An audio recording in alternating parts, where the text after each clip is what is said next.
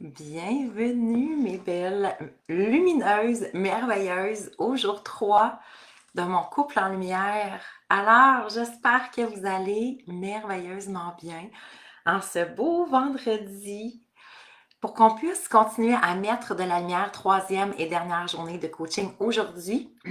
Bien que la semaine prochaine, on se retrouve lundi prochain, effectivement, pour une période de conclusion, questions-réponses. Alors, c'est pas officiellement notre dernière, mais on peut dire dernière de coaching, où on va voir d'autres enseignements. On s'entend, fait que c'est bon signe, c'est juste ce que je voulais confirmer. Alors, dites-moi bonjour quand vous arrivez, je ferme tout ça. Attendez, voilà. Dites-moi bonjour quand vous arrivez. Qui est avec moi pour cette dernière journée de coaching? Hey, on a fait plein de prises de conscience hier. Hein? Il y avait beaucoup de prises de conscience qui émergeaient.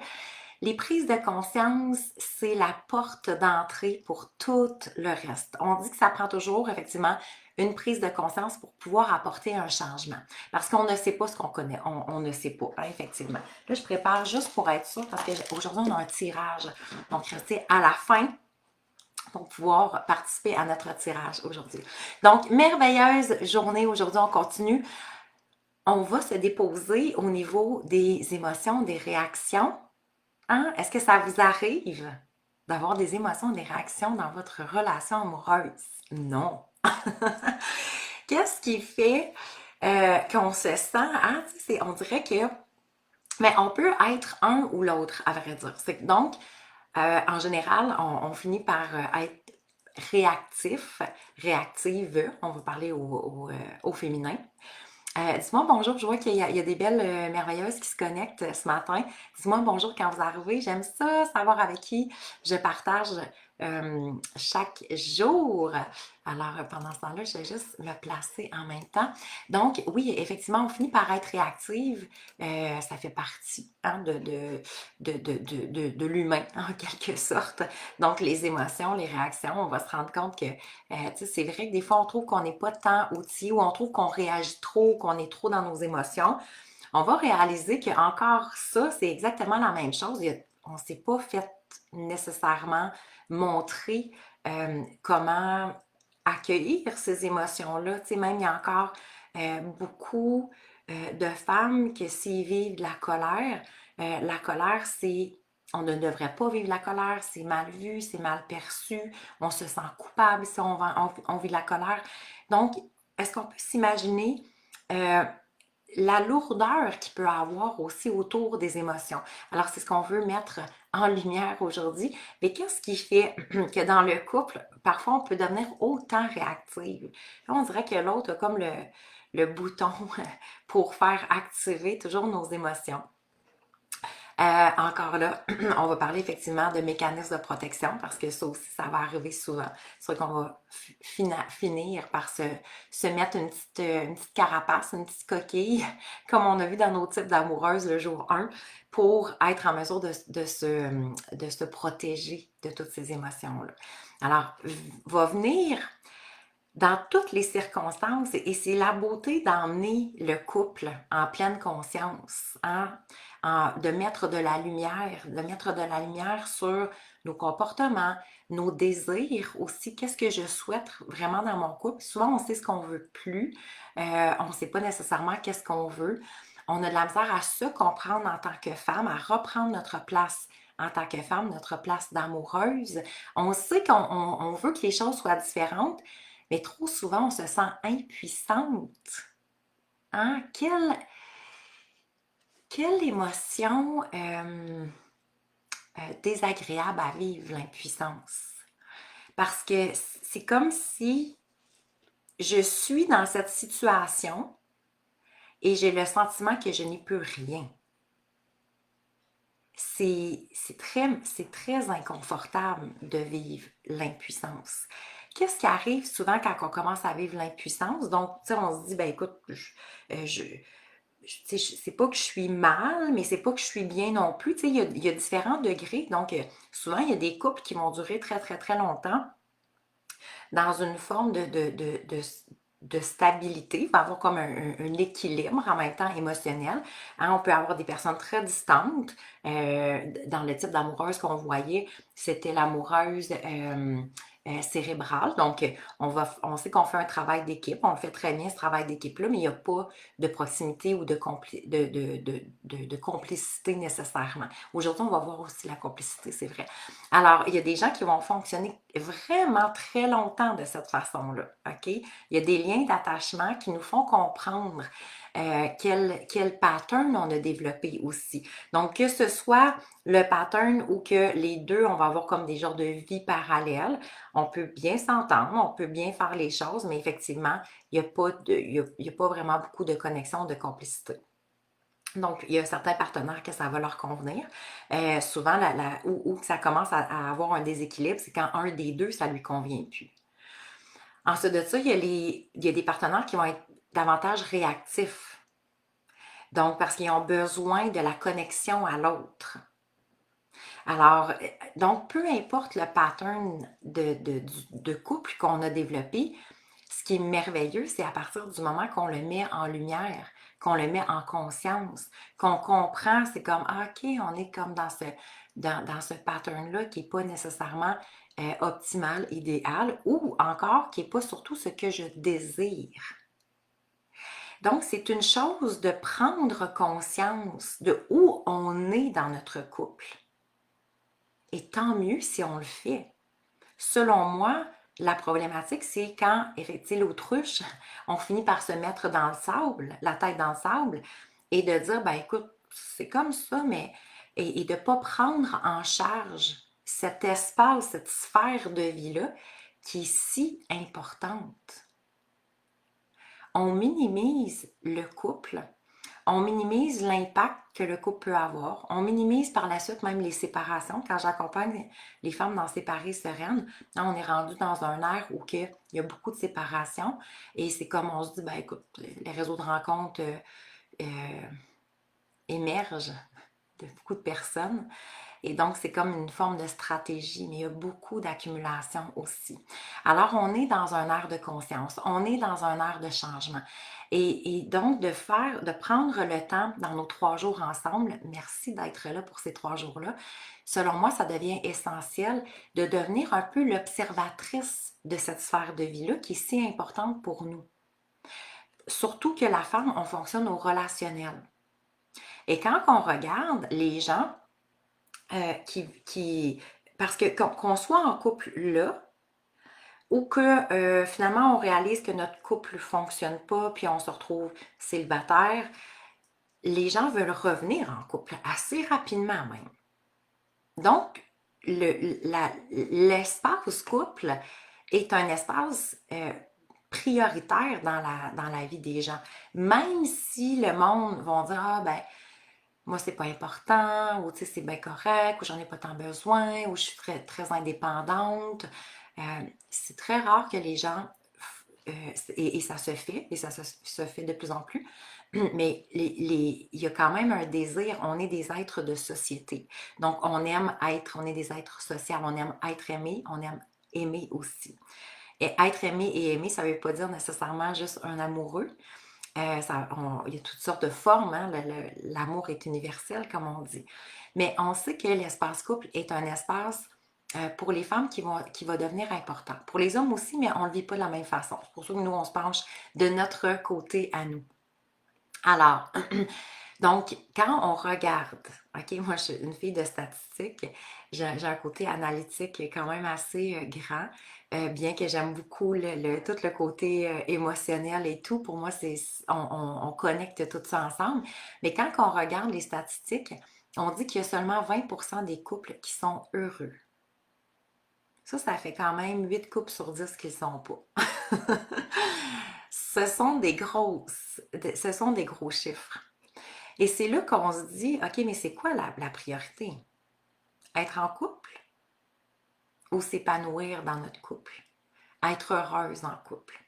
Et selon moi, ça, c'est rendu une des grandes mises à jour dans les années où nous sommes à ce moment-ci.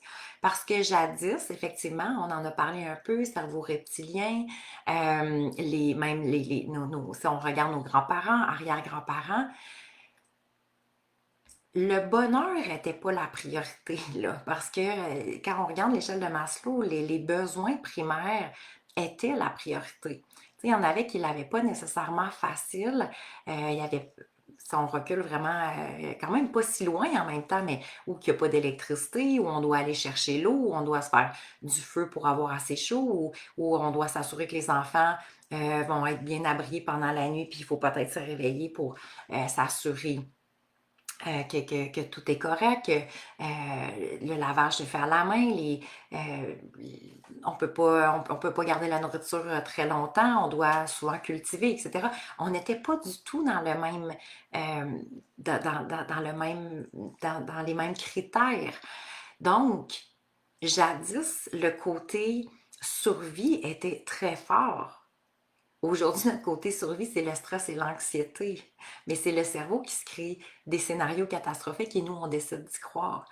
Mais quand on regarde, donc, tout est facile, tout est à proximité, dans le sens que j'ai un frigidaire, j'ai un bouton pour l'électricité, tout est accessible, j'ai l'épicerie qui est juste à côté. Donc, et alors, le couple n'a plus la même fonction qu'il avait jadis.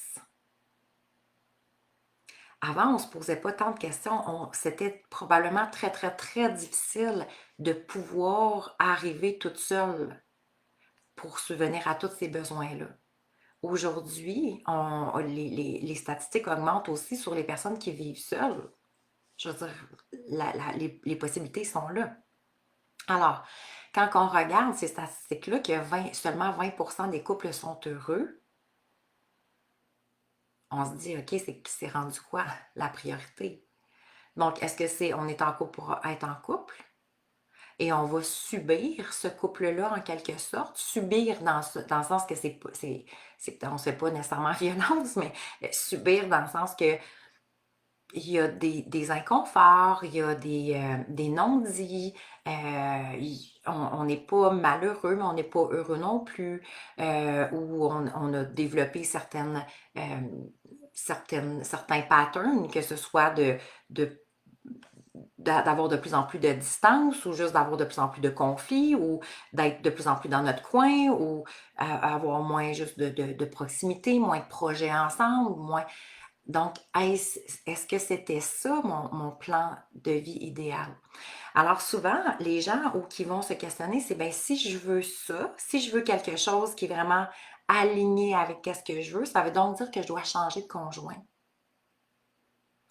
Et c'est pour ça que quand je me suis dit, et si on faisait un pas en arrière et qu'on regardait le couple présentement où on est et qu'on observait, est-ce qu'on peut mettre de la lumière sur plein d'aspects de ce couple-là existant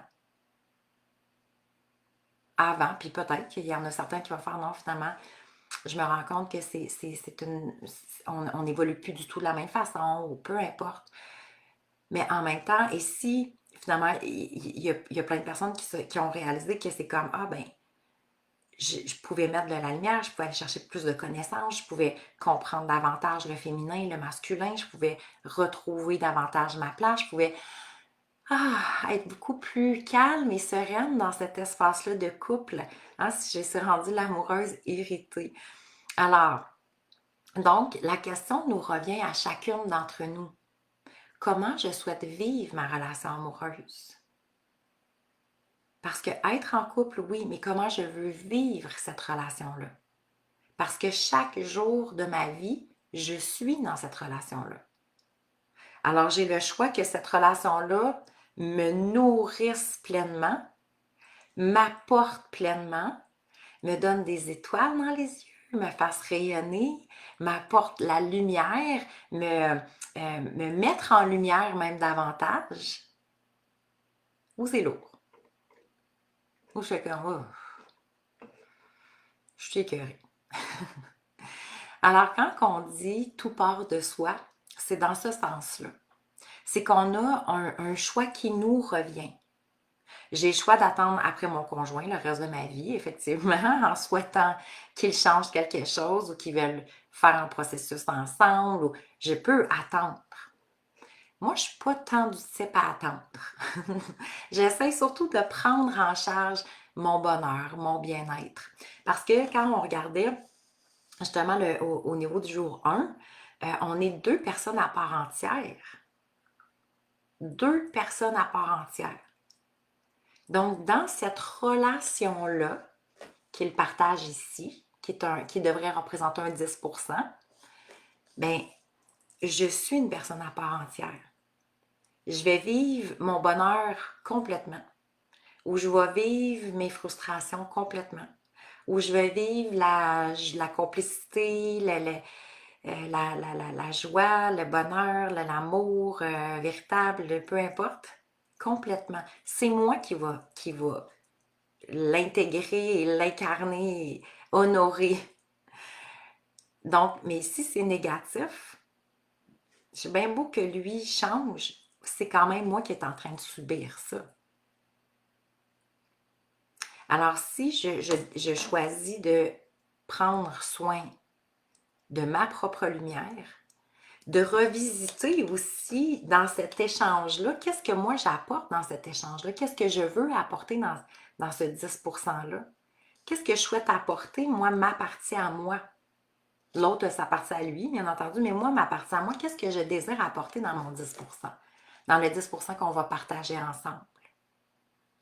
Alors, effectivement, si on est rendu qu'on apporte de la déception, de la frustration, des attentes, de l'incompréhension, de la lourdeur, bien, ce qui reste de peu du couple va être un espace plutôt lourd. Alors, on veut s'assurer que c'est lumineux, c'est joyeux. Hein? Ça va changer beaucoup à l'intérieur de nous.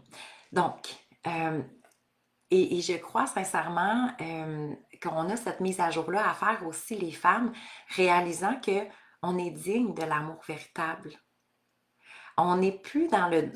c'est plus l'obligation, le don de soi, de se moduler pour l'autre, de se modifier pour l'autre. Hein? C'est très féminin, ça. Vouloir s'adapter, se suradapter à la vie de l'autre.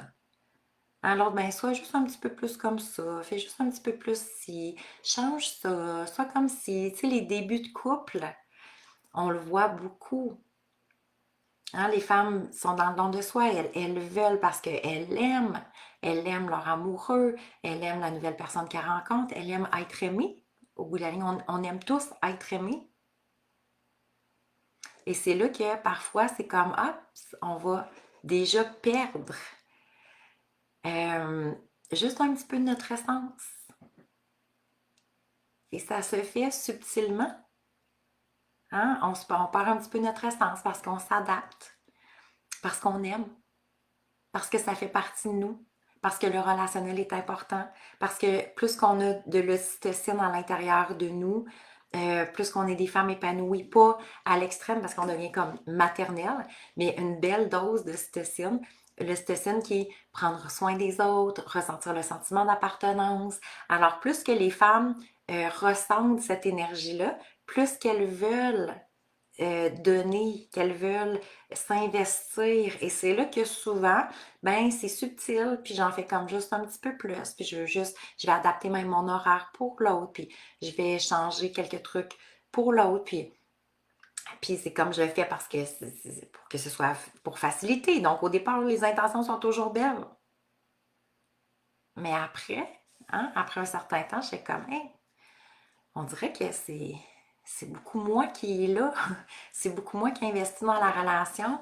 On dirait que je ne suis pas reconnue à la juste valeur que j'aimerais être reconnue. Alors, c'est pour ça que quand je disais dans le programme Mon couple en lumière de cette semaine, c'est qu'est-ce que j'ai à faire et cesser de faire pour être reconnue, pour avoir un conjoint plus complice, plus présent, plus attentionné. Donc, qu'est-ce que j'ai à faire ou à ne plus faire? Et là, on ne parle pas d'un 6 mois de relation. On parle à long terme.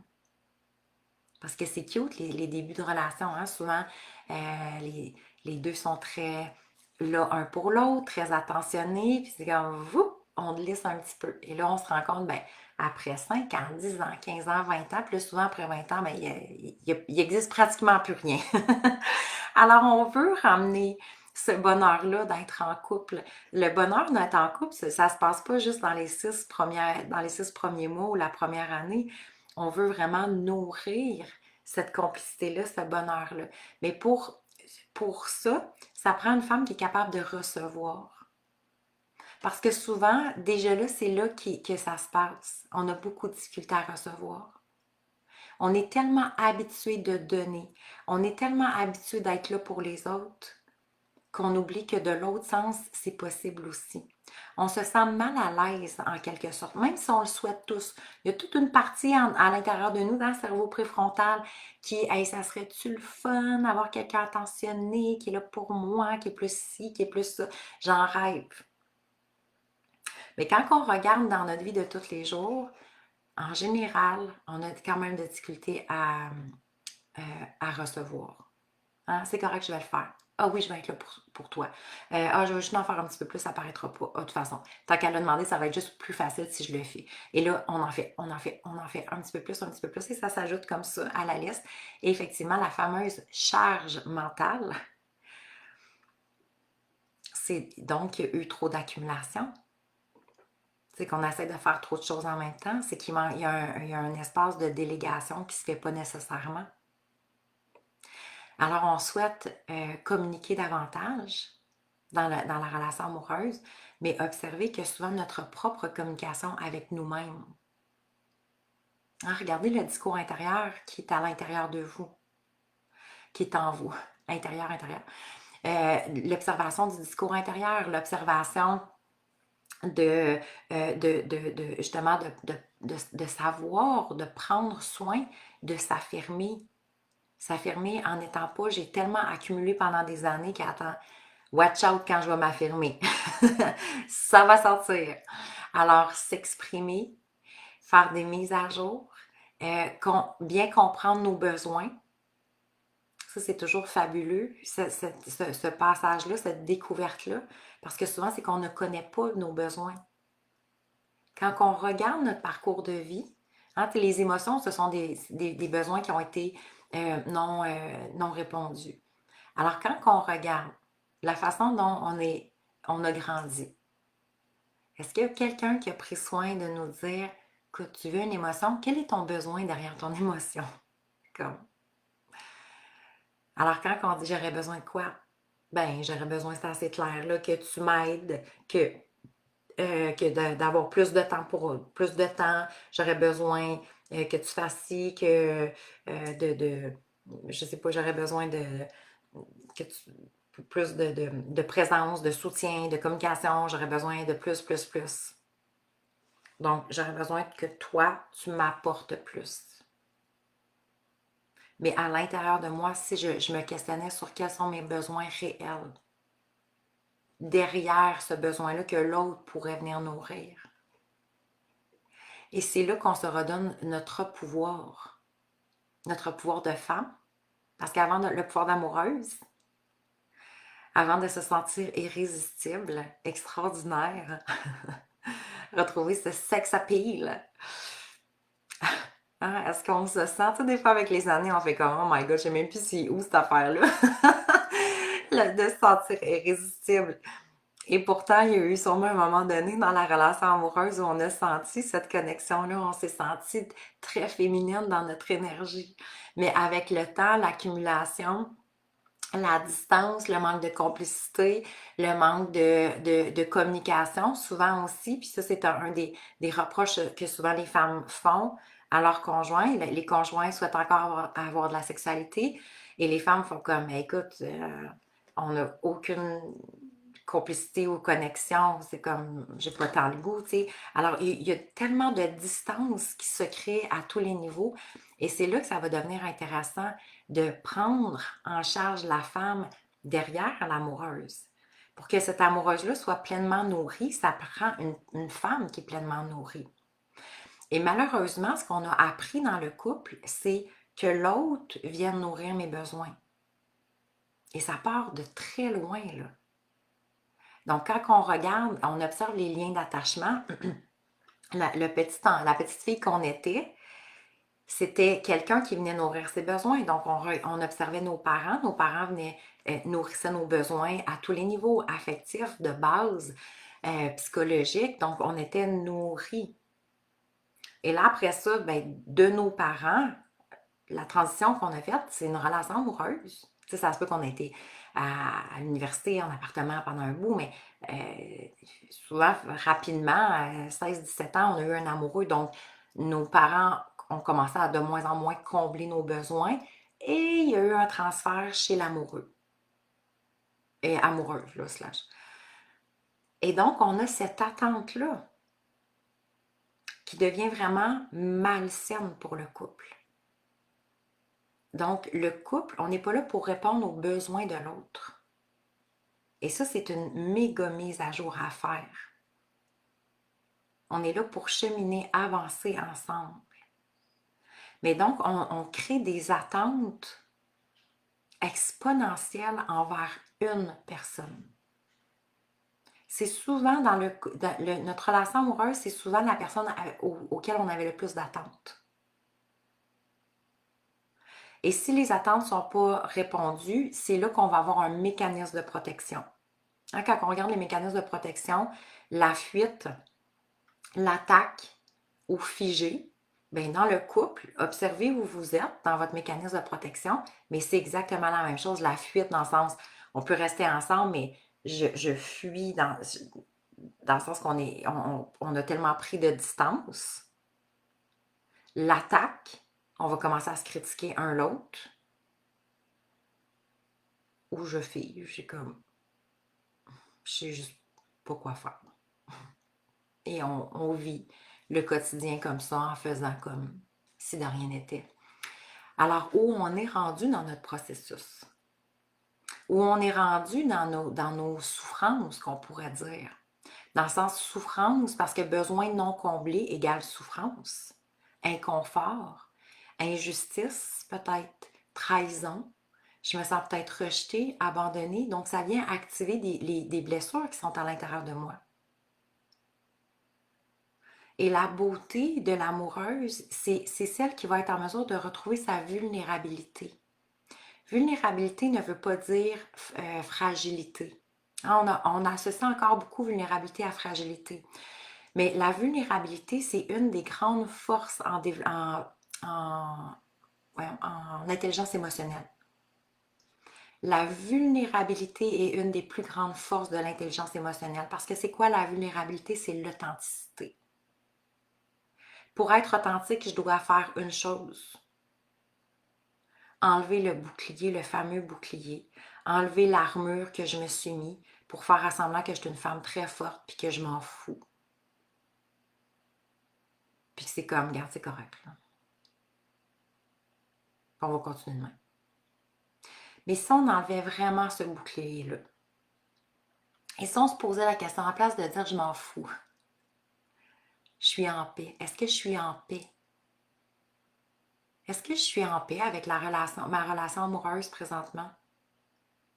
Est-ce que quand je regarde mon idéal de petite fille, que j'idéalisais le couple, que je me disais c'est comme oh my god, j'ai tellement hâte de vivre ça. Est-ce que ça représente ce à quoi je m'attendais? Est-ce que je suis en deuil de l'amour? De l'amour tel que je la connais présentement? Est-ce que je suis en deuil de mon idéal peut-être de vie? Est-ce que c'est de cette façon-là que j'ai vraiment le goût de me faire aimer? Ou si je suis vraiment honnête avec moi puis authentique, je ne me sens pas tant aimée? Et c'est ça la vulnérabilité. C'est d'être capable de nommer qu'est-ce qui se passe à l'intérieur de moi, de faire, de me connecter à moi puis de dire où j'en suis par rapport à ça. Je veux mettre de la lumière à l'intérieur de moi en premier. Je veux être capable de mettre des mots. Hein, quand on parle de vivre en pleine conscience, c'est tout simplement, j'apporte à ma conscience ce qui se passait dans l'inconscient. Donc, quand je me sens attaquée, quand je critique l'autre, quand je me sens exubérée, quand je me sens turn off, quand j'ai pas le goût de coller mon conjoint, ou quand j'ai comme des petits boosts peut-être d'amour. C'est quoi qui se passe? C'est quoi qui se passe à l'intérieur de moi? Qu'est-ce que ça dit en dedans de moi? Qu'est-ce que j'aimerais pour vrai si j'enlevais ce mécanisme de protection pour faire à semblant que tout est bien correct? De quelle façon je voudrais vraiment vivre ma relation amoureuse? Cette façon-là qu'il y a encore personne probablement qui m'a montré. Cette façon-là qui existe juste dans le fond à l'intérieur de moi parce que c'est moi qui va commencer à écrire cette histoire-là. De par l'amoureuse que je veux être. Comment je veux qu'elle rayonne, cette amoureuse-là. Quelle place je souhaite laisser à l'amoureuse dans ma vie. Si je vous pose la question présentement, quelle place a l'amoureuse dans votre vie? Hey, c'est un de nos plus beaux rôles à vie, là. C'est vraiment génial de vivre dans l'amour. Mais présentement, quelle place elle a? Quel rôle elle joue? Donc, si je fais abstraction à ma relation, mais je fais juste regarder mon rôle d'amoureuse, est-ce que la femme que je suis capable de regarder ce rôle-là puis de faire comme, wow, j'honore cette amoureuse-là. Je suis contente. À chaque jour de ma vie, je suis heureuse de devenir cette amoureuse-là. Je me sens privilégiée. J'incarne exactement l'amoureuse que j'ai le goût d'être. Et ça, cet espace-là nous appartient. Ça n'appartient pas à l'autre. Et je le ferai même pas pour l'autre. Je vais le faire parce qu'à chaque jour de ma vie, c'est avec moi-même que je vis.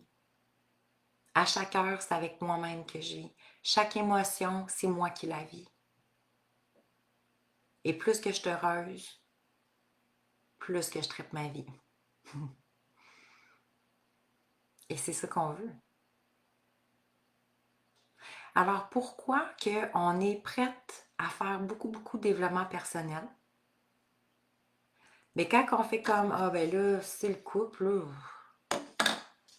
on va pourquoi lui ne se force pas plus, là.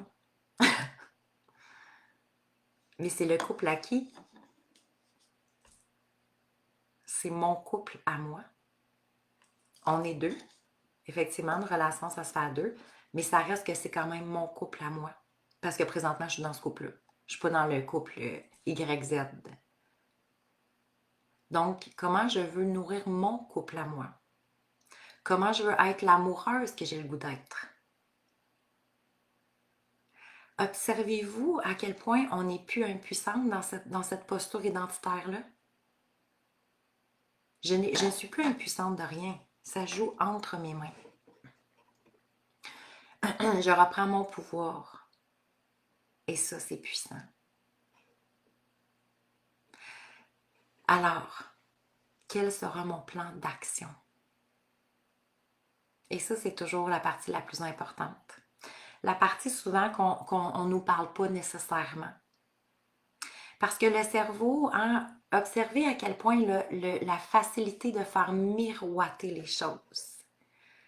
C'est pour ça que moi, je l'ai appelé Roger. Et maintenant, je suis capable de faire la distinction entre ce que Roger essaie de me faire croire et de prendre en charge. Quand je vous ai dit, la première journée, je me suis présentée rapidement, ça faisait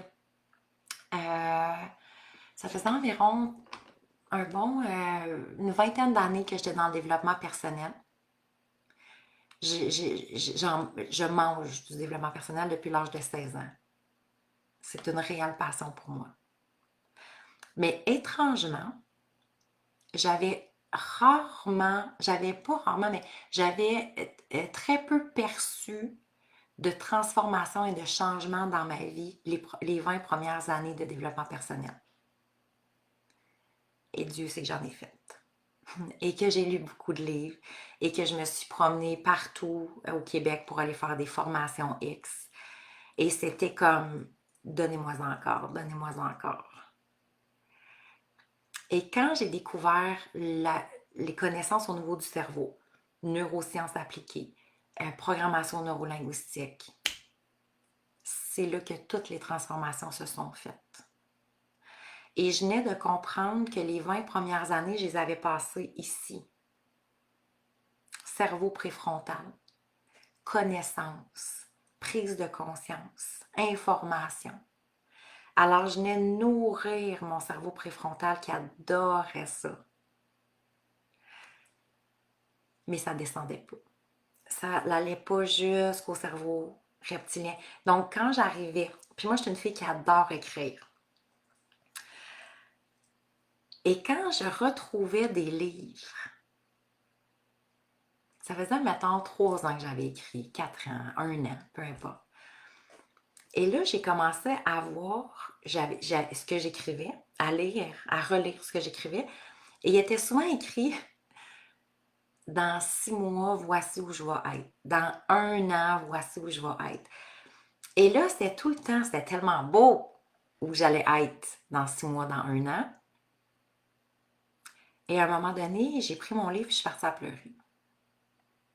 Et je me suis dit, ça fait combien d'années que je me dis que ça va être tellement différent dans 6 mois puis dans 1 an? Puis je suis tout le temps en même place.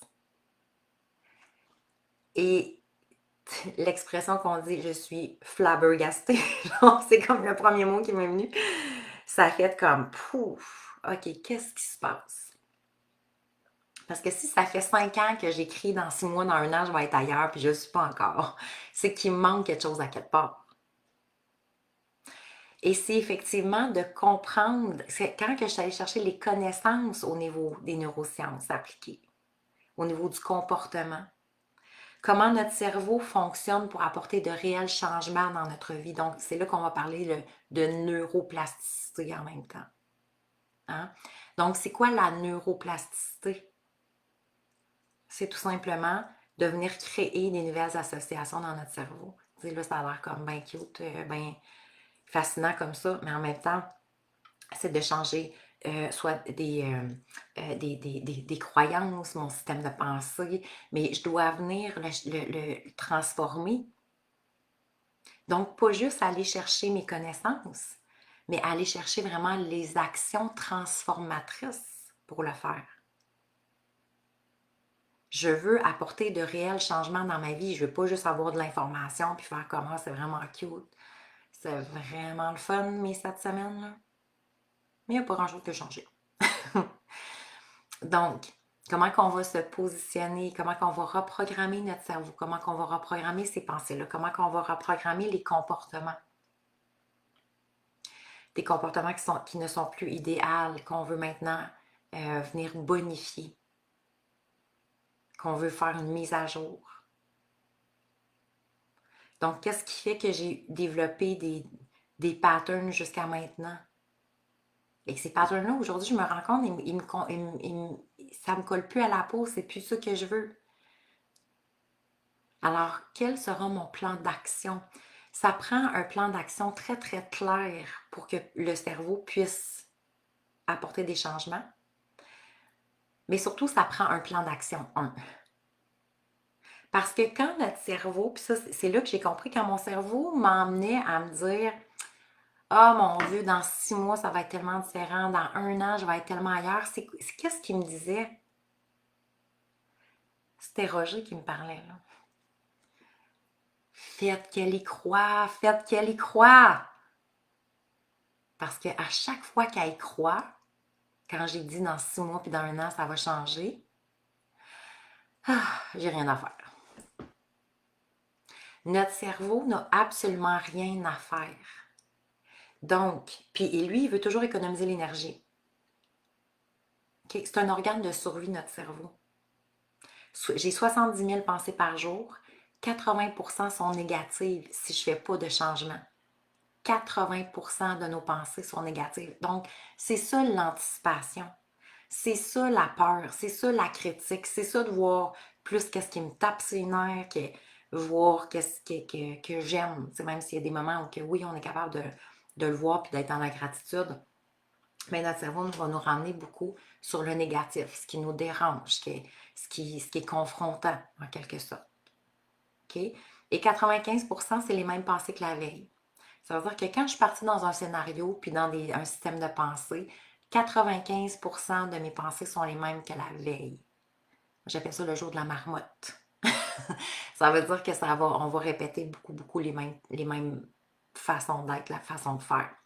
Et comme on a vu cette semaine, à l'âge de 35 ans, 95% de mon cerveau est programmé.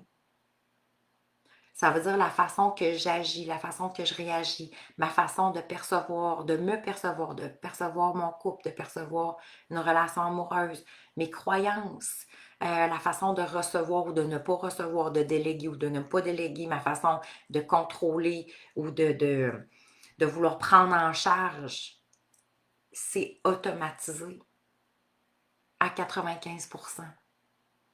Alors, c'est pour ça que quand notre cerveau nous fait miroiter que ça va être différent,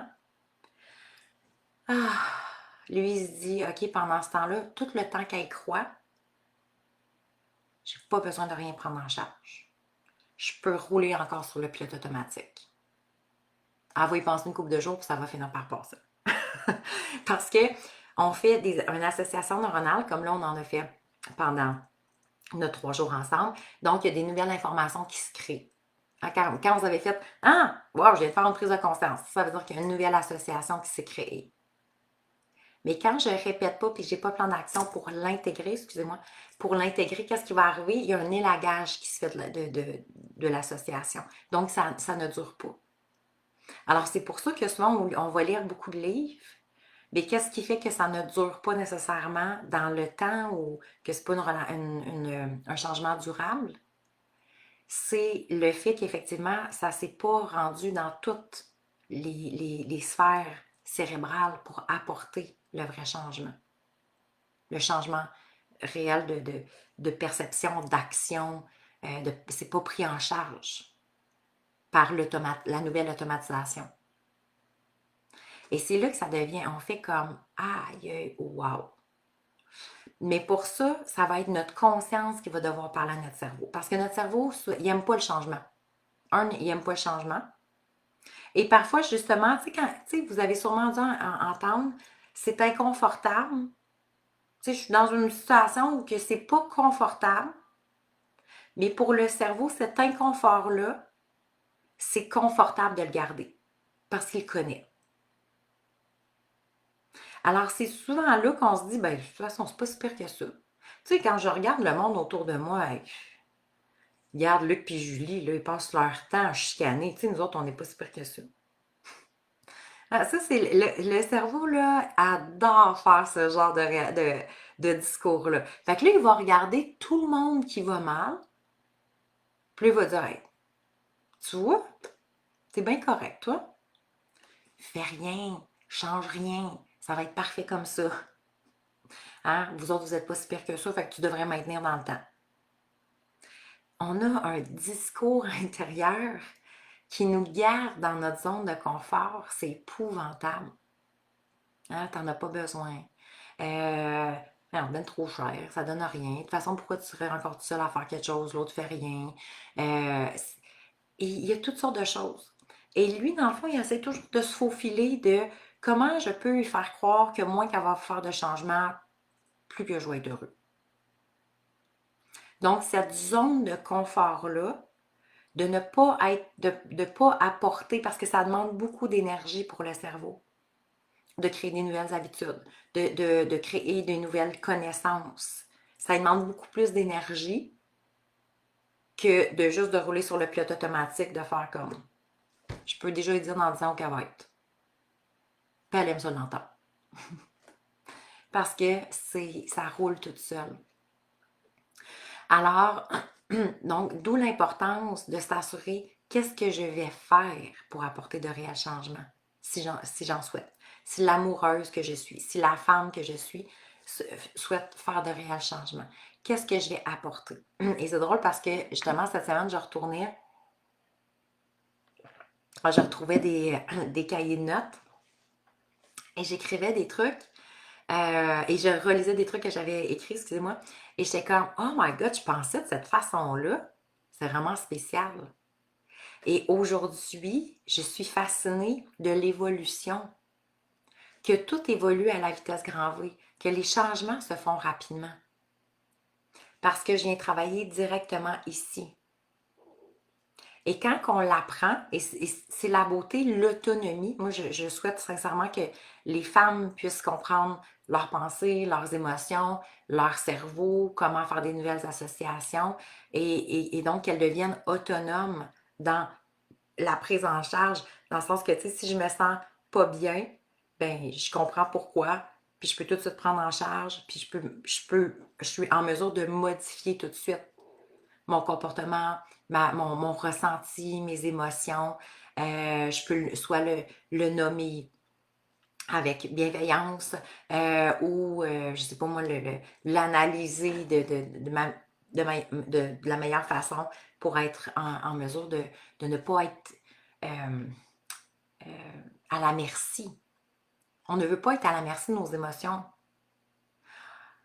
On ne veut pas non plus, tu sais, surtout dans le couple, hein, regardez que, tu sais, souvent, l'autre, selon l'état d'être de l'autre, ça vient affecter notre état d'être à nous.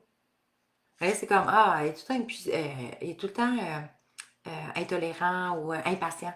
Quand il arrive du travail, c'est comme, là, ça m'affecte, puis là, moi, je viens comme fâchée, nerveuse, et là, donc, j'ai les rebounds, j'ai les conséquences, ça l'impact qui je suis. Alors, ça aussi, hein, on est deux, là. Donc, il y a la personne qui vit des émotions, mais il y a moi aussi. OK?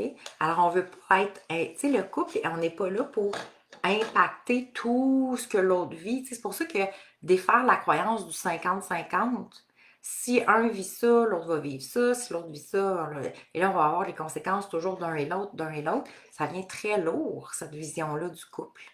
Mais en même temps, étrangement, c'est ce qu'on a appris beaucoup, beaucoup. OK? Alors oui, il y a un travail pas un travail, mais une complicité, un espace d'équipe, de partage ensemble. Mais je n'ai pas à prendre en charge les émotions ou les responsabilités de l'autre. Hein? Et donc, c'est ça la beauté de revenir entière et complète dans une relation amoureuse. Pas une moitié de quelqu'un, hein? Pas une moitié de couple. Je suis entière et complète dans la relation amoureuse. Alors, est-ce que ça vous parle jusqu'à maintenant, tout ça? Je vais juste aller voir parce que parfois, il y a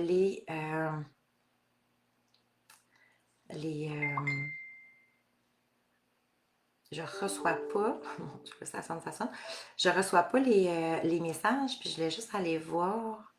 Alors, dites-moi si ça résonne à l'intérieur de vous. Non, je ne suis pas capable de le voir ici.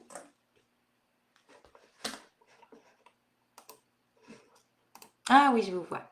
Merveilleux, merveilleux. Alors, quand on regarde, qu'est-ce qui tue le couple, entre autres? OK?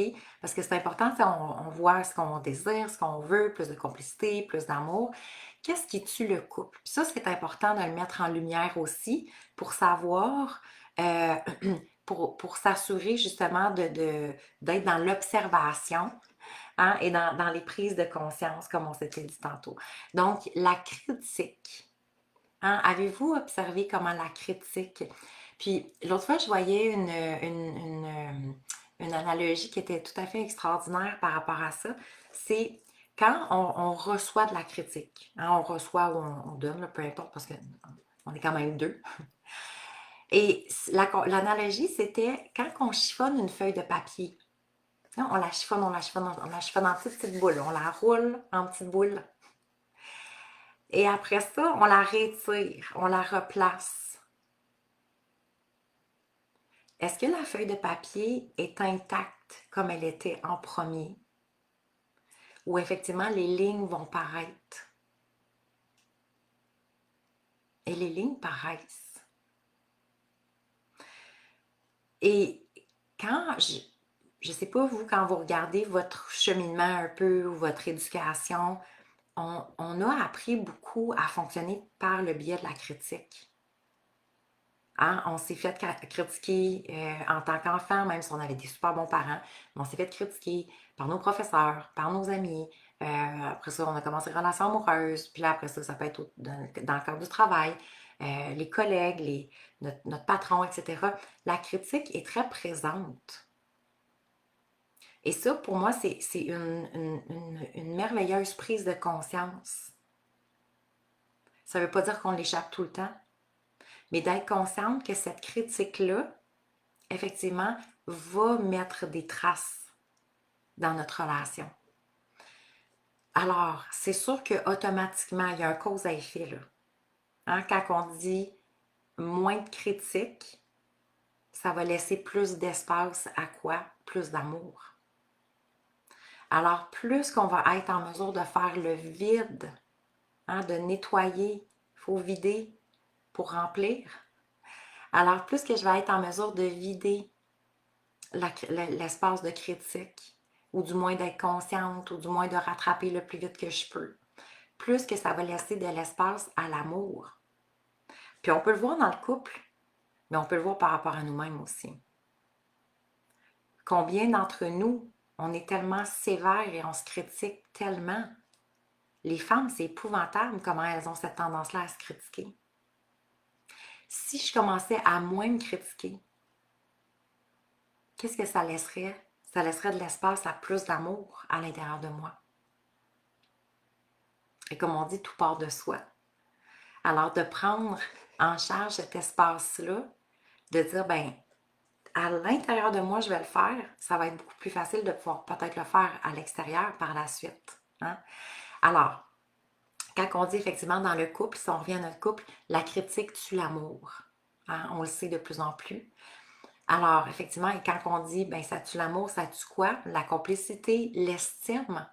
La critique va venir toucher directement l'estime de un et l'autre. OK? Le bonheur, la connexion à un et l'autre. OK?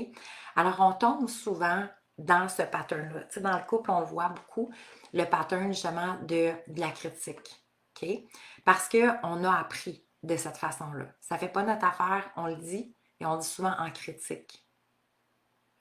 Alors, quand on observait, on a reçu très peu d'informations. Hein, très peu d'informations sur le couple, très peu d'informations sur nous-mêmes, très peu d'informations sur le fonctionnement du cerveau, sur nos émotions. Et donc, qu'est-ce qui arrive quand on commence dans cet espace de critique-là? Tu sais, même si on avait des belles intentions au départ, ben plus qu'on va être dans la critique ou plus qu'on va être tu sais, justement dans une forme de distance, plus ça va créer des émotions, bien entendu. Et quand ça commence à créer de plus en plus d'émotions, qu'est-ce qui arrive? On commence à créer plus de distance. Il y a une distance qui s'installe. Ben, il faut comprendre que la distance pour les femmes, c'est anxiogène, même si c'est très inconscient, parce qu'on fonctionne au relationnel, hein, l'ocytocine relationnelle. Donc, la femme, à la base, c'est son fonctionnement. Elle aime ça d'être en relation avec les autres. Même si on a un côté introverti, même si il y a quelque chose qui est, même si on a un côté solitaire aussi, mais il y a quelque chose qui fait qu'à l'intérieur de nous, on aime quand même savoir qu'on fait la différence, savoir qu'on contribue, savoir que on. Tu sais, il y a une amie qui nous a dit: Ah, t'es tellement fin d'avoir pensé à moi avec telle chose. Il y a ce côté-là à l'intérieur de chacune d'entre nous. Ça veut dire que quand j'arrive dans une relation amoureuse et il y a une distance entre moi et l'autre, moins de complicité, moins de connexion, pour nous, ça devient comme on est en quelque sorte désaligné. Mais malheureusement, le cerveau, lui, nous place dans un espace parce que comme c'est un mécanisme de protection. OK? Fait qu'on va couper de plus en plus de sujets, on va peut-être de moins en moins parler, on va se protéger justement pour être de moins en moins activé. Alors, les émotions, les réactions finissent par faire partie intrinsèque souvent du couple. Hein? Puis moi, j'entre dans les réactions les non-réactions. Parce que quand on observe les blessures, si on est dans la blessure d'injustice, l'injustice, c'est des gens qui vont complètement se couper. Alors, ils vont faire comme si de rien n'était. Ils vont devenir froids, distants, mais faire comme avoir une... pas être, je sais pas, connecté en quelque sorte. C'est comme d'être déconnecté de la situation comme telle.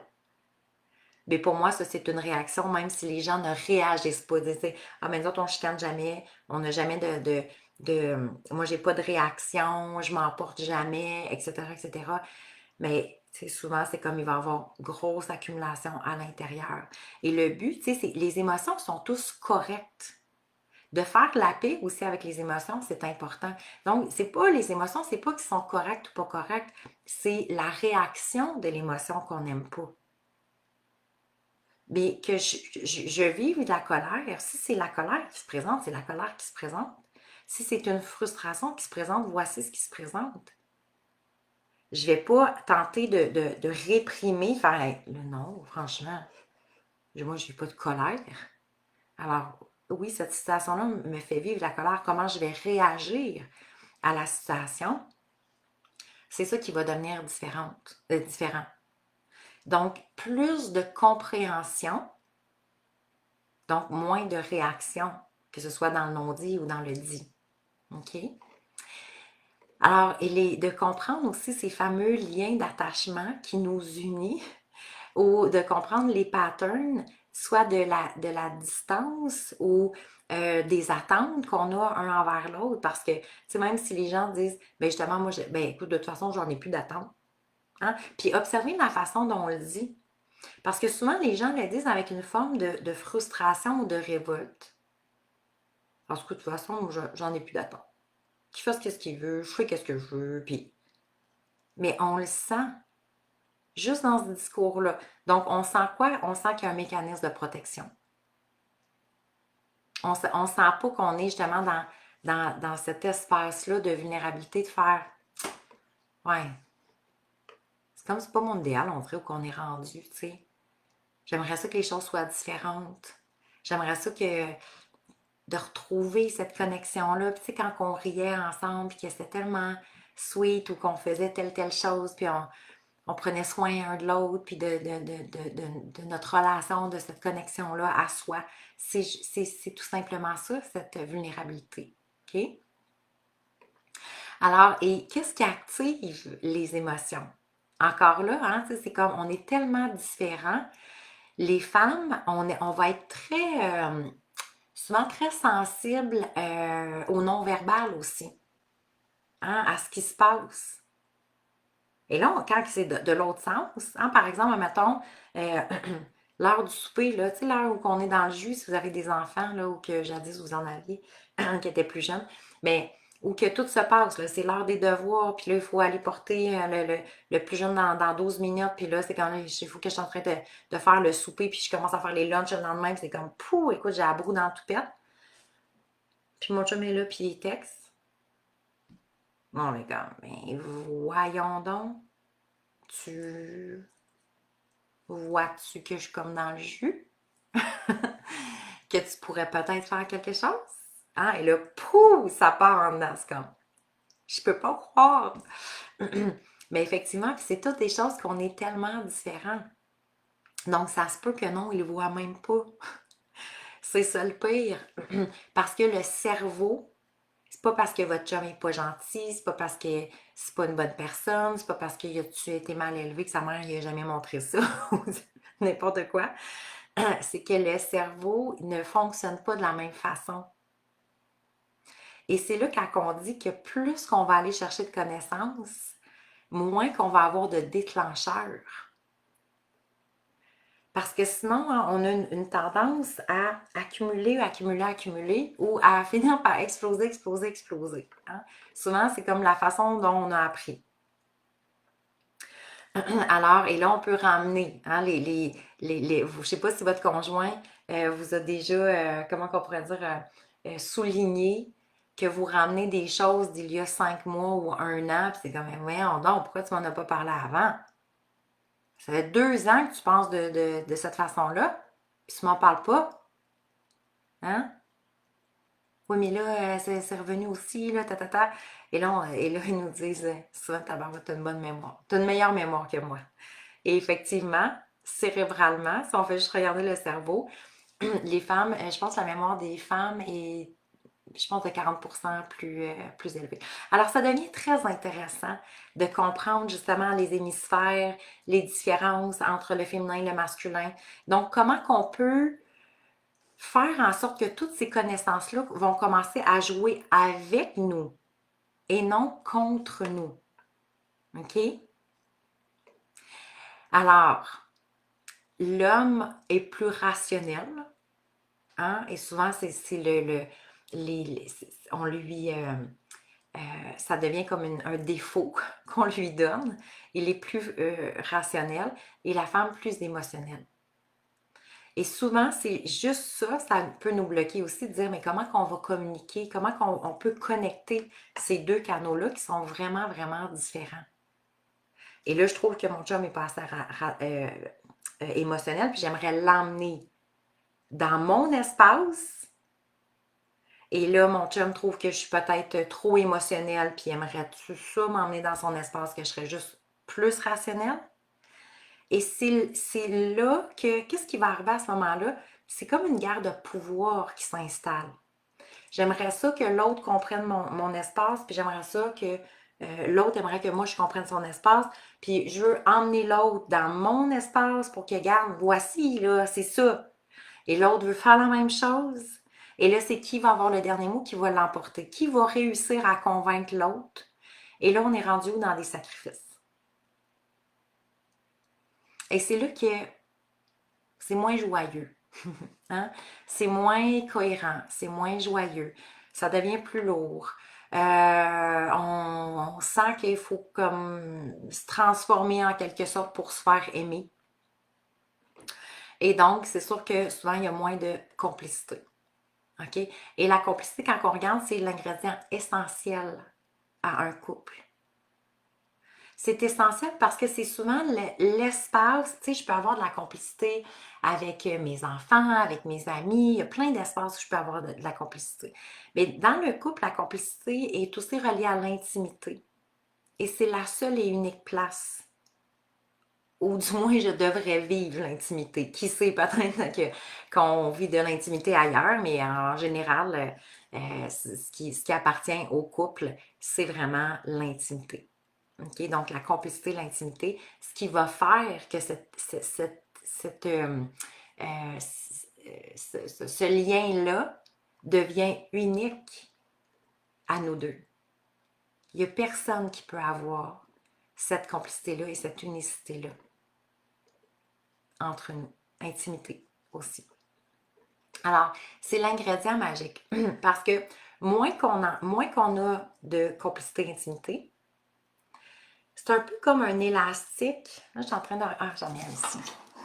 Moins qu'on en a, regardez qu'est-ce qui va se produire. C'est comme l'élastique. Fait qu'on en a de moins en moins. Fait que là, l'élastique tire. L'élastique étire, l'élastique étire, l'élastique étire de plus en plus, de plus en plus, de plus en plus. Mais qu'est-ce qui va arriver si, admettons, il y a comme un autre conflit qui s'ajoute? L'élastique va étirer tellement jusqu'à temps qu'il éclate. Mais quand je remets de la complicité, puis de la connexion dans mon couple, puis de l'intimité, qu'est-ce qui arrive? Ah, l'élastique revient dans sa forme. Ça veut dire que si jamais il arrive une situation X ou un conflit, l'élastique va étirer un peu, mais il va être capable de reprendre sa forme et sa souplesse beaucoup plus. Mais quand j'ai étiré au bout du bout, comme l'expression dit, il manquera pas grand-chose pour... C'est la goutte qui fait déborder le vase, comme on dit, c'est comme, OK, là, l'élastique vient de péter.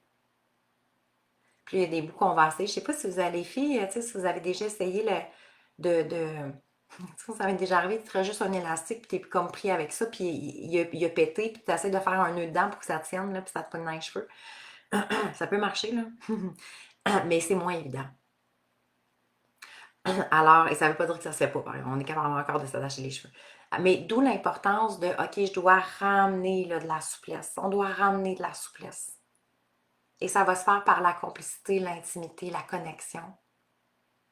Et ça, cette intimité-là, cette complicité-là, va nous permettre quoi?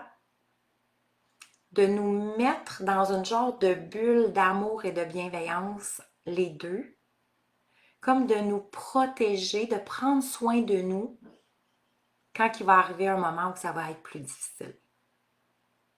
Parce qu'on n'est pas à l'abri des défis, là. Personne.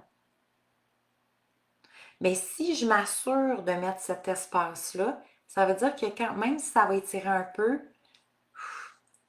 on va être capable de prendre soin un de l'autre. OK? Alors, on a un rôle, tu sais, quand on dit le pouvoir d'amoureuse, la femme a un beau rôle de leader positif dans le couple. Et souvent, par le don de soi, on oublie de prendre notre rôle de leader positif. Hein? On prend plus le rôle de la mère, comme on a vu hier. Alors, c'est la femme qui va être dans le don de soi, qui va tout prendre sous sa charge, qui va mener le couple, la famille à bout de bras, puis qui va en prendre, puis qui va en prendre, puis qui va être en surcharge. Là, ça, c'est pas un rôle de leader. OK? C'est un rôle de je suis pas capable de déléguer. Et j'en ai pris vraiment trop. C'est comme trop lourd pour une personne. Et c'est là que souvent, rappelons-nous, les éléments hier qu'on a vus sur le contrôle, mais c'est souvent là qu'on va tomber dans le contrôle parce que c'est comme là, je t'aboute là. Fait que je vais tourner les coins peut-être un petit peu plus rond, mais ça va être assez direct ce que je vais te dire. C'est comme on va s'enligner là-dessus. OK? Alors, si je veux reprendre ce rôle d'amoureuse-là, ce rôle de leader positif, parce que le fait que c'est notre point fort à nous, c'est le relationnel. Alors, si c'est mon point fort et que je deviens le leader dans ma relation, ça devient extraordinaire. Et c'est là qu'on va pouvoir revenir à jouer dans la même équipe. On n'est pas un contre l'autre. Parce que sinon, on fait juste regarder. Sinon, puis tu sais, on l'a tous fait, là. Ou on est dedans à ce moment-ci, ça n'a pas d'importance. L'important, c'est nos prises de confiance. Si à chaque fois, on prenait le temps de se poser la question, qu'est-ce que j'ai à gagner à ce moment-ci? Ou qu'est-ce que je veux gagner à ce moment-ci?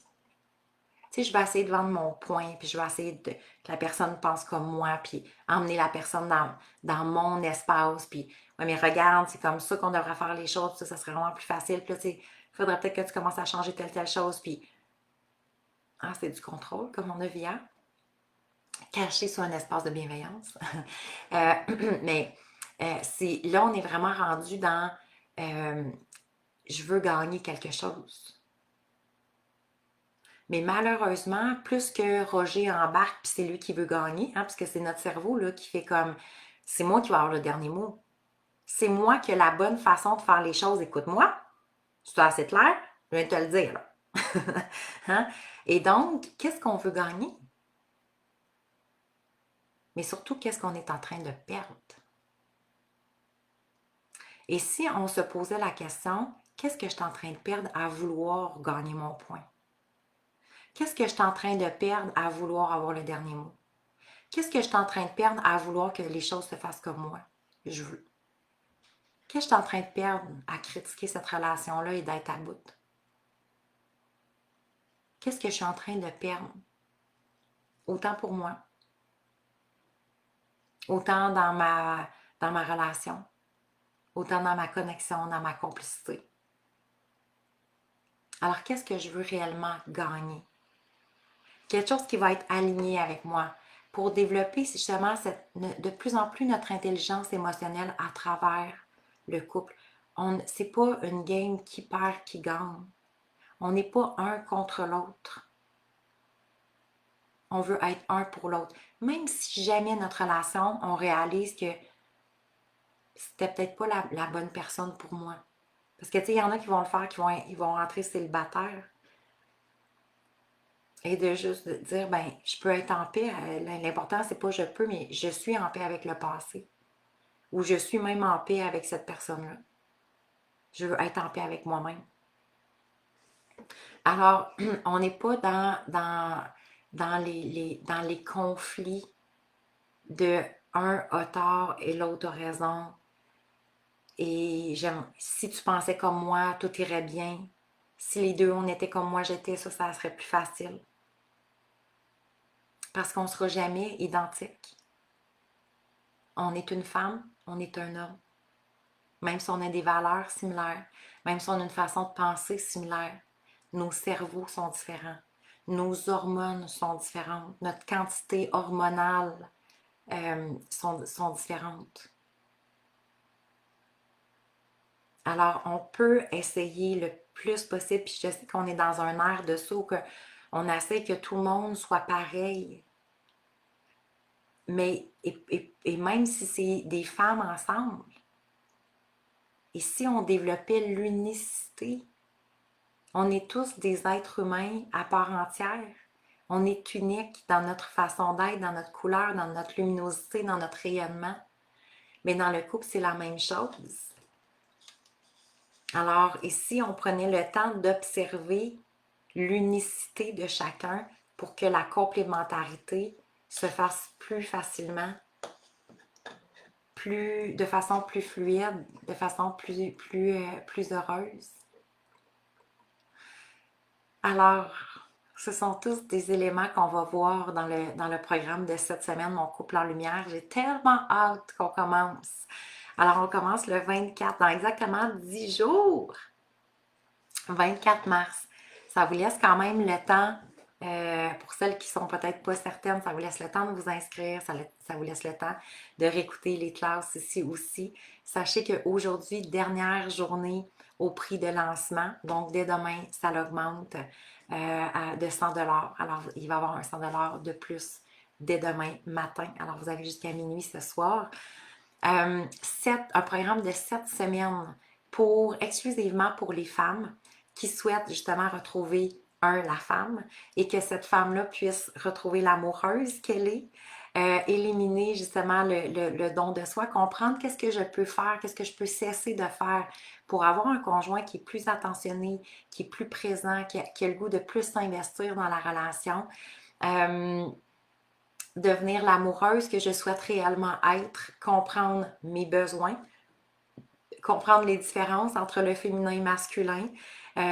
C'est très cette quête-là de la compréhension du relationnel, c'est féminin. Et c'est pour ça que les femmes aiment autant le faire. On a tellement de beaux commentaires. J'avais justement, hier, je lisais, j'ai, oh là là, j'ai perdu son nom, mais ça n'a pas d'importance. Et vous allez le voir dans les témoignages. Elle mentionnait, c'est impressionnant en un mois. On était à peine à 4 semaines. C'est impressionnant en un mois. Tout ce qui a changé à l'intérieur de moi. Mais elle dit, j'en reviens même pas comment mon chum a changé. Donc, et c'est ça qui est fabuleux. Et c'était quelqu'un qui était sur le bord de la séparation, on m'en avait parlé avant. Elle m'a dit, écoute, je sais pas. Puis aujourd'hui, ils sont tellement beaux ensemble. Mais c'est impressionnant. Ma vision est complètement différente. Ma vision du couple est complètement différente. J'ai fait une mise à jour entre ce que je m'étais fait dire, entre les comportements que j'avais naturellement. Qui je lisais hier, qui disait, oh my god, je me rends compte finalement, je suis vraiment trop contrôlante. Hey, wow, quelle belle prise de conscience. Donc, un coup, je suis consciente, merveilleux. Ben, est-ce que je suis bien dans ce rôle-là? Est-ce que c'est optimal? Est-ce que j'ai quelque chose à gagner en étant contrôlante dans mon couple? Et donc, qu'est-ce que je vais m'assurer de faire pour apporter des changements? Donc, je dois vouloir aussi être consciente, c'est une chose, mais m'assurer que mon cerveau comprend qu'il doit avoir des changements pour apporter de réels changements. Tu sais, quand Einstein nous disait, la folie, c'est de penser de toujours continuer à faire la même chose et d'avoir des résultats différents. Mais c'est exactement ça. Donc c'est important aujourd'hui, dans cette conscience-là, qu'on a la chance de pouvoir être exposé, c'est de comprendre que c'est pas mon cerveau qui doit guider, là. C'est plus le pilote automatique. C'est pas ah oui, ça va être tellement différent, puis avec le prochain, ben ça va être différent, puis ben non. Parce que c'est à l'intérieur. Moi, je porte, tu sais, on porte chacune des patterns, on porte chacune quelque chose à l'intérieur de nous. Donc, et de penser que c'est exclusivement dans les mains de l'autre, même chose. OK? Donc là, on ne parle pas nécessairement de relation. C'est sûr, si on est avec une personne, un manipulateur, pervers narcissique, de la violence verbale, psychologique, euh, bien beau changer tout ce qu'il y a ici, là, OK? Je veux dire, c'est sûr qu'il va y avoir certains impacts, mais on ne transforme pas. Il y a beaucoup trop de blessures ici. Là, la personne doit vraiment venir se prendre en charge, mais c'est la blessure d'abandon qui est exponentielle. OK? Alors, cependant, si j'ai déjà vécu ce type de relation-là et je me retrouve toute seule, ben, ça serait encore là illusoire de juste penser que la prochaine personne va être vraiment différente. Parce que si j'attire ce type de personne-là, il y a une raison que je porte à l'intérieur de moi. OK? Et entre autres, c'est beaucoup relié au don de soi et à avoir tendance à s'oublier dans une relation et à vouloir trop en faire. OK? Il y a vraiment des patterns qui sont récurrents. Alors, c'est important de faire notre mise à jour aussi dans ce cas-là par rapport au pattern. Alors, voilà. Donc, cette semaine où on va mettre le couple en lumière, la femme que vous êtes en lumière, l'amoureuse que vous êtes en lumière, le féminin sacré aussi, retrouver votre pouvoir d'amoureuse, retrouver votre leadership positif d'amoureuse, éliminer justement le contrôle, activer le lâcher-prise.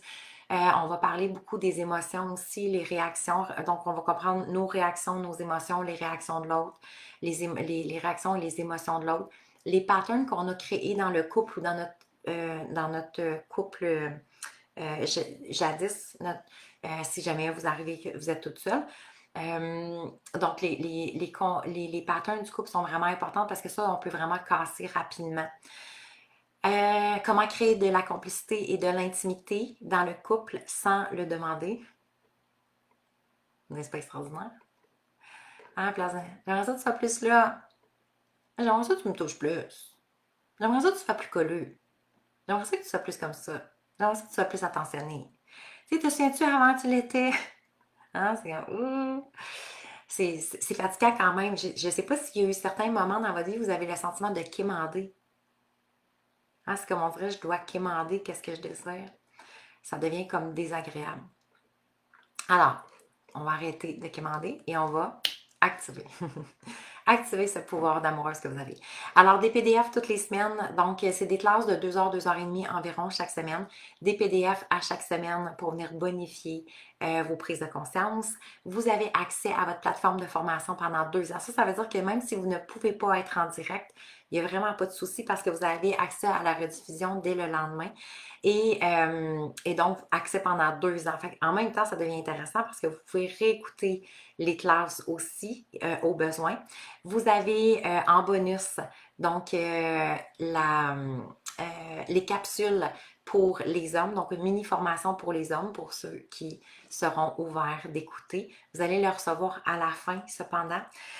Donc, aujourd'hui, dernière journée pour les inscriptions au prix de lancement. Donc, ça va être possible encore de faire les inscriptions, mais donc à un prix différent. Il y a une différence de 100 à partir de ce soir minuit. Groupe privé Facebook aussi, donc je vous supporte, je vous soutiens, je vous guide à travers à chaque semaine pour voir où on en est dans le processus, où on est dans les prises de conscience, où on en est dans les transformations, dans les changements. Il y a la formule VIP, donc j'ai vu qu'il y en a quand même quelques-unes qui ont pris la formule VIP aussi. Formule VIP, ça veut dire que vous avez 3 coachings individuels. Alors, pour venir cibler ce que vous désirez réellement, vous avez des messages Telegram aussi à chaque vendredi matin pour venir bonifier les enseignements. C'est moi qui vous laisse des messages. Les coachings sont avec notre coach exceptionnel, Nicole Laforce, qu'on se fait dire continuellement qu'on est une équipe extraordinaire. On vient vraiment se complémenter les deux. Alors, Nicole, qui est vraiment une perle, qui est très, très, très aimée, donc qui a beaucoup de clientes merveilleuses. J'essaie de penser, si vous avez des questions, de toute façon, prenez le temps de venir vous déposer avec moi. Ça va me faire énormément plaisir de prendre le temps de vous répondre, de s'assurer que vous avez toutes vos réponses à vos questionnements. Est-ce que c'est fait pour moi? Est-ce que tu penses que ça résonne? Il y en a qui me disent, écoute, on est vraiment sur le bord de la séparation. Il y en a qui sont déjà séparés, même, qui se disent, on a reparlé ensemble, on essaie-tu quelque chose de nouveau, quoi que ce soit. Encore là, c'est la même chose. Si on peut réessayer, puis c'est merveilleux, mais d'où l'importance de repartir sur des bases différentes et solides, avoir de nouvelles connaissances, de nouvelles compréhensions. Et donc, j'ai accueilli jusqu'à maintenant, dans toutes les centaines de femmes que j'ai suivies, j'ai accompagné dans mon couple en lumière, il y en a eu de toutes les sortes. Donc, il y en avait effectivement, donc je pense à l'histoire de Stéphanie qui est sur notre page d'inscription. Stéphanie qui, elle, était séparée et aujourd'hui sont encore ensemble. Après, ça fait au moins 2 ans qu'elle a fait la formation et plus heureux que jamais. Il y en avait qui étaient sur le bord de la séparation, il y en avait beaucoup qui c'était comme il y en avait qui c'était comme l'ultimatum, c'est comme j'essaie une dernière chose. Il y en a qui étaient dans le tout début de leur relation amoureuse. Il y en a qui n'étaient pas encore en couple aussi. Il y en a que ça faisait longtemps puis qui ne se posaient pas la question s'il y avait séparation ou pas, mais c'est juste qu'il y avait le goût de raviver cette flamme-là, cette complicité-là. Donc, peu importe d'où on part, on souhaite tous être heureuses en couple. On veut tous marcher dans la même direction. Donc, on veut aller chercher les connaissances qu'on a besoin et c'est ce qui va vous offrir mon couple en lumière. Donc, pendant cette semaine, ça veut dire qu'on est un 20 heures d'enseignement, au moins un 20 heures d'enseignement à travers tout, oui, plus que ça même, pour que vous puissiez vraiment bien comprendre cet espace-là, apporter beaucoup de richesse, de lumière à votre couple, à votre relation amoureuse, parce que vous êtes digne de vivre la plus belle des relations. Selon moi, toutes les femmes sont dignes de vivre une belle relation amoureuse. C'est ce qu'on désire le plus au monde. Hein? Tant qu'à le vivre, aussi bien le vivre. C'est ce qu'on se dit. Alors, j'espère que vous repartez avec plein de lumière de nos 3 jours de coaching. Merci énormément d'avoir été là, soit en direct, soit en rediffusion. J'essaie d'aller vous lire aussi pour celles qui ajoutent, si vous voulez ajouter des petits commentaires, je reste disponible pour vous. Vous pouvez prendre le temps de venir vous déposer aussi avec moi sur ma page, donc Valérie Martel, coach M Croix-Soi. Ça va me faire plaisir. À notre adresse courriel aussi, info@valériemartel.com. Pour celles qui désirent avoir le lien, tout simplement prendre le temps de m'écrire lien. Ah oui, puis j'ai le tirage aussi. Prenez le temps de m'écrire lien, je vais venir vous déposer le lien pour que vous puissiez vous inscrire. Et aujourd'hui, donc, on fait le tirage pour celles qui seront en présence lundi. Donc, lundi, c'est on termine. Conclusion, période de questions-réponses, lundi, le 17 avril à, mon Dieu, je suis déjà rendue au mois d'avril, mars, bien entendu, le 17 mars à 11h11. Donc, on a changé l'heure. Ça va être 11h11 pour finir en beauté. Chiffre magique. 11h11, donc lundi le 17 pour notre période de questions-réponses. Alors, notre tirage pour notre dernière journée, donc le journal de gratitude M Croix-Soi, cultiver la gratitude pour illuminer ma vie. Donc, puis bien entendu, dans notre relation amoureuse, on a besoin, et dans notre relation à soi, de toute façon, dans notre vie en général, dans notre vie partout, on a besoin de gratitude et ça illumine effectivement notre vie. Donc, c'est sûr que des amoureuses qui vivent dans la gratitude vont illuminer leur vie en général, leur vie de couple aussi. Et avec le stylo en diamant que j'adore, pour moi, une femme, et l'analogie que je fais de la femme, c'est un diamant. On a besoin de polir toutes les facettes de nous pour qu'on puisse briller pleinement, s'épanouir pleinement. Alors pour moi, c'est une façon aussi de se polir, de nettoyer peut-être des patterns ou des croyances qu'on a reçues avec le temps pour qu'on puisse s'assurer de briller de plus en plus.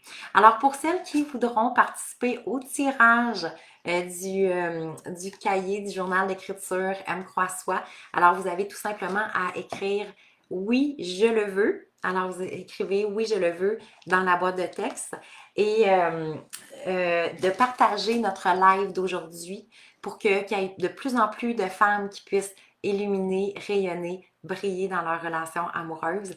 Alors, vous avez une petite flèche en dessous de la vidéo, tout simplement de partager le live d'aujourd'hui et de dire oui, j'ai partagé, bien entendu, juste pour s'assurer qu'on voit bien. Alors oui, je le veux et j'ai partagé pour qu'on on voit bien que les deux actions ont été faites. Alors, et donc, il y aura le tirage lundi prochain pour le magnifique journal d'écriture. Alors, je vous souhaite un week-end lumineux. Soyez dans la présence, soyez dans la conscience. Moi, c'est toujours la partie que j'aime beaucoup.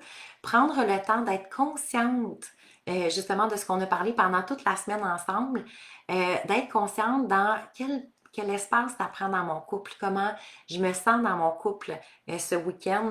Si je suis toute seule, c'est parfait aussi. Donc, comment je me sens pour une relation éventuelle aussi. Donc, est-ce que je suis consciente de peut-être des patterns que j'avais dans ma dernière relation amoureuse que je veux m'assurer de ne pas amener dans une future relation amoureuse?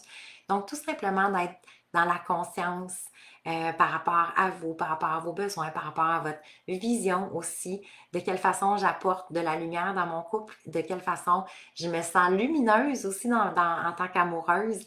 Alors, amusez-vous à vous observer tout au long du week-end et lundi, on en reparle pour notre période de conclusion à 11h11. Donc, c'est un rendez-vous. Je vous aime, je vous adore. Merci énormément d'avoir été là. Alors, je vous souhaite une merveilleuse journée. À bientôt!